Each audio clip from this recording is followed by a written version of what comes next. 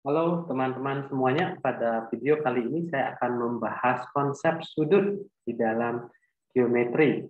Jadi perlu diperkenalkan dulu konsep-konsep dasar, baik itu tadi berupa ruas garis dan juga berupa sudut. Baik, jadi mari kita lihat apa saja yang akan kita bahas. Tentu saja bagian pertama kita akan membahas tentang konsep sudut dulu. Jadi karena sudut ini bukan termasuk salah satu dari pengertian-pengertian pangkal yang ada di dalam geometri, maka sudut ini bisa kita definisikan. Bagaimana mendefinisikan sudut ya? Jadi sudut itu adalah apa? Adalah gabungan daripada dua sinar garis ya. Jadi bisa diperhatikan sudut adalah gabungan dari dua buah sinar garis yang mempunyai titik pangkal yang sama. Oke, jadi kalau ilustrasinya adalah seperti ini ya. Jadi yang mana sudut itu adalah gabungan dari dua buah sinar garis ya. Jadi di sini ada sinar garis BA, jadi pangkalnya di B, dan juga sinar garis BC ya. Jadi gabungan dari dua sinar garis ini tentu saja syaratnya harus mempunyai titik pangkal yang sama, itu sama-sama titik pangkalnya adalah titik B. Jadi itu yang dimaksud dengan sudut. Oke, lalu untuk notasinya, biasanya ya, untuk notasi sudut sendiri, kalau dari gambar ini, ya bisa menggunakan seperti ini, sudut satu, atau bisa juga menggunakan perwakilan titik-titik yang berada pada sudut itu ya, dengan tata cara penulisan ya, sudut A, B, C, yang mana yang di tengah-tengah ini merupakan merupakan titik pangkal persekutuan daripada ruas garis, daripada sinar garis ya, atau bisa jadi sudut C, B, A ya. Jadi itu notasi-notasi yang bisa digunakan untuk menyatakan sudut. Ya, biasanya ada lagi istilah halnya sisi atau kaki ya. Sisi atau kaki ini tiada lain adalah sinar-sinar garis pembentuknya, yaitu adalah sinar BA dan juga sinar BC. Gitu. Lalu kemudian titik B, ya ini disebut sebagai titik sudutnya ya, ini titik sudutnya yaitu adalah titik B di sini.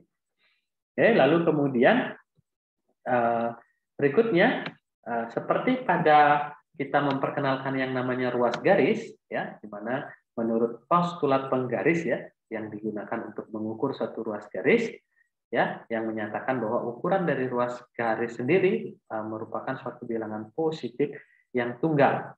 Nah, postulat 8 ini menyatakan ukuran dari suatu sudut ya. Kalau kita kemarin belajar untuk mengukur sudut kita menggunakan yang namanya busur derajat, sehingga postulat ini disebut sebagai postulat busur derajat ya. Nah, jadi kalau untuk menyatakan ukuran sudut ya, ukuran sudut satu misalkan itu dinyatakan dengan apa? M dari sudut satu ya. Ini dibaca ukuran dari sudut satu. Kalau ini menyatakan objeknya, kalau sudut satu, kalau ini menyatakan ukurannya ya. Sama seperti kita kemarin waktu membahas ruas garis ya.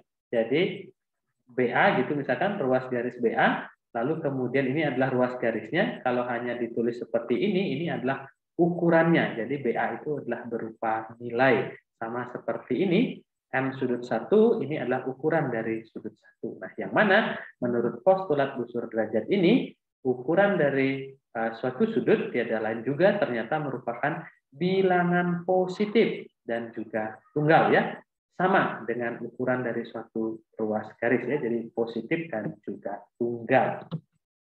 Lalu kemudian berdasarkan ukurannya sudut dibedakan menjadi beberapa jenis ya. Ada sudut lancip, sudut siku-siku, sudut tumpul, sudut lurus, dan sudut refleks ya. Untuk sudut lancip sendiri ukurannya itu adalah kurang dari 90 derajat ya, jelas artinya apa? Antara 0 sampai 90 karena ukuran sudut itu selalu positif ya. Jadi ini ada batas bawahnya yaitu 0. Kalau siku-siku dia adalah sama dengan 90 derajat. Lalu kemudian sudut tumpul berarti lebih dari 90 derajat dan tentu saja dia kurang dari 180. Jadi apa namanya? Ini mesti diberikan batasan yang lebih baik sehingga apa namanya? Menjadi baik ya. Jadi sudut tumpul itu sendiri ukurannya ya 90 kurang dari ya misalkan sudut 1 yang dimaksud kurang dari 180 derajat ya. Kalau yang ini itu adalah apa namanya sama dengan 180 derajat ya untuk sudut lurus. Kalau yang sudut refleks itu lebih dari 180 derajat ya. Biasanya batas atasnya 360 karena kalau sudah lewat ya lagi ke 0 seperti itu. Ya, jadi ini berdasarkan ukurannya. Lalu kemudian ada juga yang disebut daerah interior ataupun daerah eksterior pada sudut. Jadi gambarnya seperti ini ya. Jadi kalau ini adalah sudut A, B, C, dan juga ada beberapa titik ya, ada titik E, titik A, titik D, titik F, gitu ya, titik C ya. Nah, titik D ya, titik D ini dikatakan sebagai titik interior ya, interior. Ya, jadi kasarannya dia berada di daerah dalam. Sementara titik F ya, titik F ini adalah titik eksterior. Eksterior. Sementara titik E ini adalah titik yang terletak pada sudut ABC ya. Ini terletak pada sudut ABC. Lalu kemudian ini juga ada postulat yang ke-9, postulat yang namanya penjumlahan. Ini juga sama tadi dengan apa namanya? Dengan postulat penjumlahan pada ruas garis gitu ya. Nah, coba kita lihat jika titik D ini adalah titik interior ya, misalkan ini titik interior, apa yang terjadi? Maka sudut, nah ini perlu karena melibatkan D ya, ini kita perlu buat sinarnya dulu, ya, anggap saja melalui D seperti itu ya di sini. Lalu kemudian ukuran dari sudut ABD ya, ABD ya, jadi sudutnya ini ukurannya ditambah dengan DBC, DBC ditambah dengan ini ukurannya, ternyata ukurannya akan sama dengan sudut ABC ya. Jadi analoginya sama persis dengan postulat penjumlahan pada ruas garis ya. Kalau postulat 9 ini adalah penjumlahan pada sudut ya, ukuran sudut ya. Jadi sekali lagi jumlah antara sudut A, B, D ukurannya akan sama dengan ditambah dengan ukuran sudut D, B, C itu akan sama dengan ukuran sudut A, B, C. Oke, jadi itu postulat yang ke-9. Lalu berikutnya beberapa definisi untuk hubungan antar sudut. Dua sudut dikatakan adjacent. Adjacent itu bisa diterjemahkan bersebelahan ya. Bersebelahan ya. Jika apa? Dua sudut itu dikatakan bersebelahan jika mereka apa? Mempunyai titik sudut yang sama dan juga ada sisi apa dan juga ada sisi yang sama. Oke, jadi kalau kita bisa lihat ini adalah sudut apa namanya? Sudut ABD dan sudut DBC ini adalah dua sudut yang bersebelahan. Jadi titik sudutnya sama-sama di B, lalu kemudian mempunyai satu sisi atau satu kaki yang sama, yaitu kaki BD ya. Jadi itu konsep yang namanya bersebelahan. Kemudian kongruen ya, sama seperti ruas garis, sudut pun ada sudut yang kongruen. Jadi dua buah sudut dikatakan kongruen apabila mempunyai ukuran yang sama. Jadi sudut 1 dan sudut 2 ini kongruen ya. Jadi sudut 1 notasinya seperti itu, kongruen dengan sudut 2 jika dan hanya jika M sudut 1, ukuran sudut 1 sama dengan ukuran dari sudut yang 2. Oke. Jadi sama dengan apa tadi? Ruas garis. Oke, lalu yang berikutnya ada yang namanya bisektor. Bisektor itu apa? Bisektor itu adalah sinar garis ya yang dapat membagi dua suatu sudut itu menjadi dua sudut yang kongruen. Jadi analoginya sama dengan midpoint ya. Jadi di ruas garis kita punya midpoint, kalau di sudut kita punya yang namanya bisektor. Bisektor itu objeknya adalah sinar garis ya.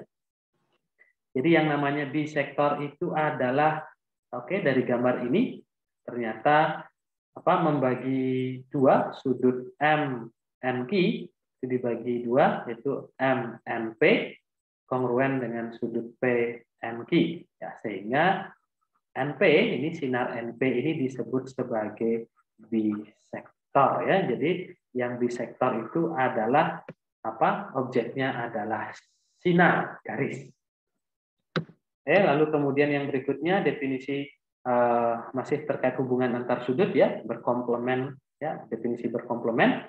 Dua sudut dikatakan saling berkomplemen jika Jika jumlah mereka, jumlah ukurannya adalah 90 derajat, ya. Masing-masing dari kedua sudut tersebut dikatakan komplemen dari sudut yang lainnya. Oke. Jadi kalau saya punya misalkan M sudut 1 ditambah M sudut 2 sama dengan 90 derajat, ya, maka M sudut sudut 1 dikatakan berkomplemen dengan sudut 2, atau komplemennya sudut 1 adalah sudut 2. Berikutnya ada istilah bersuplemen atau suplementer, gitu ya. Dua sudut dikatakan bersuplemen apabila apabila jumlah ukurannya adalah 180 derajat, ya. Ya, juga sama kalau dia bersuplemen, maka sudut 1 merupakan suplemen dari sudut 2 ataupun sebaliknya. Lalu yang terakhir, teorema lagi. Jadi seperti pembahasan pada video sebelumnya, kalau pada video sebelumnya midpoint dari suatu ruas garis adalah unik atau adalah tunggal. Nah, ini juga sama. Ini berkaitan dengan sudut, bahwa bisektor dari suatu sudut juga adalah tunggal, ya, yang dapat dinyatakan there is one and only one. Jadi hanya terdapat tepat satu bisektor dari suatu sudut, ya. Misalkan ini adalah sudut, gitu ya. Oke. Jadi ini B, ini adalah A, ini adalah C, maka hanya akan terdapat satu sinar garis saja D, sedemikian sehingga membagi sudut ABC menjadi dua bagian yang kongruen. Ini hanya satu, tidak akan mungkin ada sinar garis yang lainnya. Oke, sekali lagi di video ini tidak akan saya tampilkan buktinya, mari nanti bisa dielaborasi bersama-sama. Oke, demikian video pembelajaran terkait dengan sudut, semoga dapat dipahami. Sampai jumpa di video pembelajaran berikutnya. Terima kasih.